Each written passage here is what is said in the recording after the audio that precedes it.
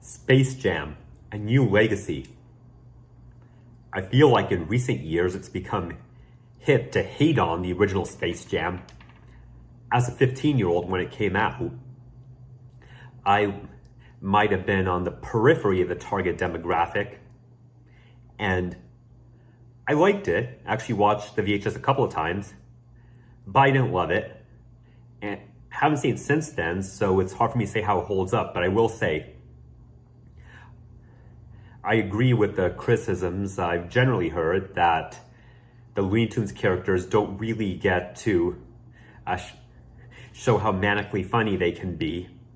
And Michael Jordan has one expression, he half-assedly raises eyebrows at the camera, and the plot is pretty forgettable.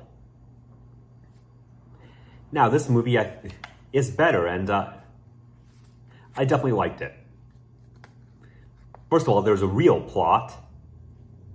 The story replaced LeBron James' real kids with fictional kids who I guess the same ages and same genders. But anyway, the middle one, unlike his older brother who shows dad's love of basketball, is not a jock. He's a nerd who loves programming, but long story short, that gets them in a position where they need to win a video game,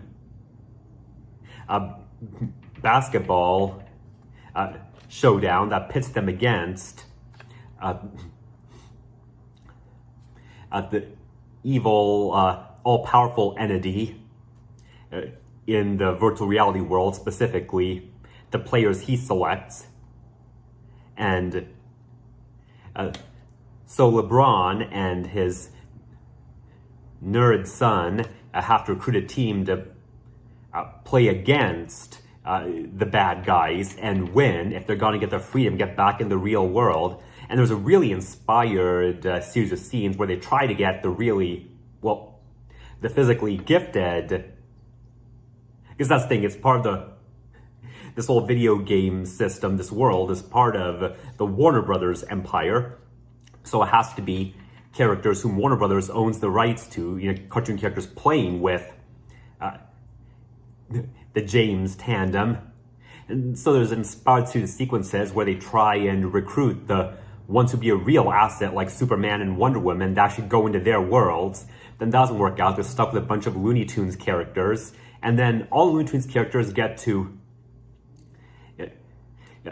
showcase some of their fun trademark gags. They get some of their distinctive humorous character moments. They have their own storyline. Bug's been left isolated when the bad guy recruited the others into his world away from where they've been living with Bug. So it's about reconciliation for them, as well as a return home for LeBron and son.